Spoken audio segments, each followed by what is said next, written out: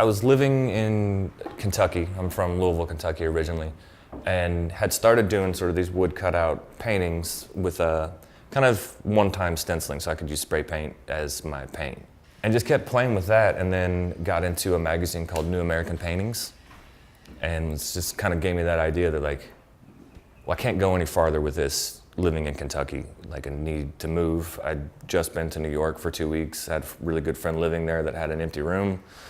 So I just packed up all my stuff and just moved. Like, no game plan, like didn't have a job lined up, just a place to live and like $2,000. And just ran with it from there.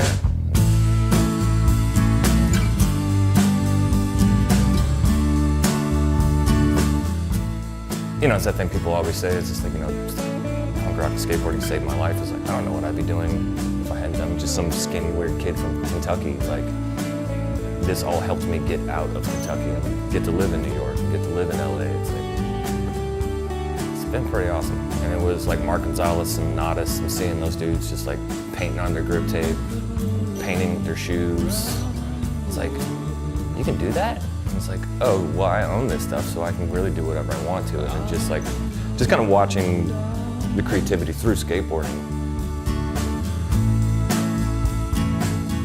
When I started working with Adidas, like, kept developing into a bigger project and a bigger project. And then as soon as Colin at Adidas asked me, like, hey, would you want to paint a mural? I was like, yes. And especially getting to paint it at the Berrics, and then you guys let me come down there and pick where I wanted to do it. I'm like, well, it's obviously right there. Like, I feel like that spot gets filmed so much.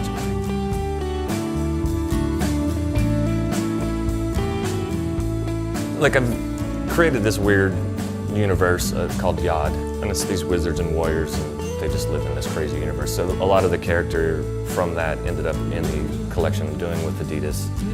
So it was just sort of a no-brainer for me that, like, he's sort of like the god of this world. That's his head. It's like, well, it's a no-brainer. Like, he's the guy that goes on the wall that's going to be overlooking that whole skate park. Like, hopefully it's not intimidating looking for anybody, but it just was a no-brainer. It's like, it's that guy. Like, he's the one that I have to paint.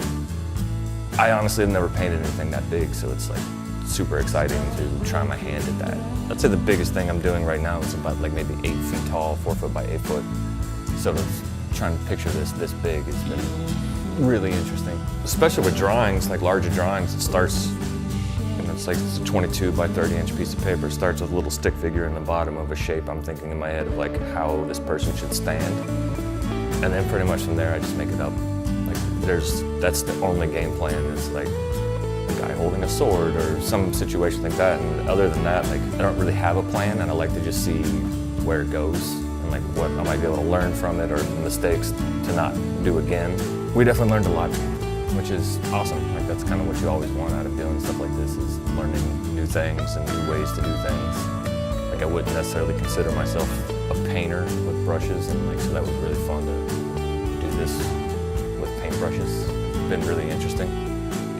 Learn how to trust myself a little bit more. The palette I work in is definitely one I can see, and I can see what I'm doing, but the drawing stuff sometimes, like, in theory I know how colors work together, but sometimes maybe I'm just seeing a tonal difference. Like, I'm not seeing what everybody else is seeing, but I'm pretty confident that'll work.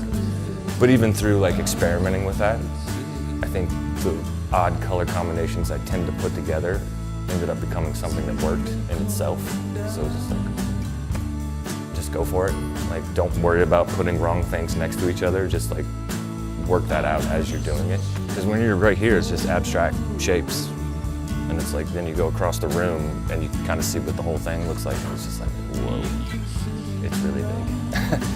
And you know, it looks like one of my drawings, just gigantic. Like, it's really cool.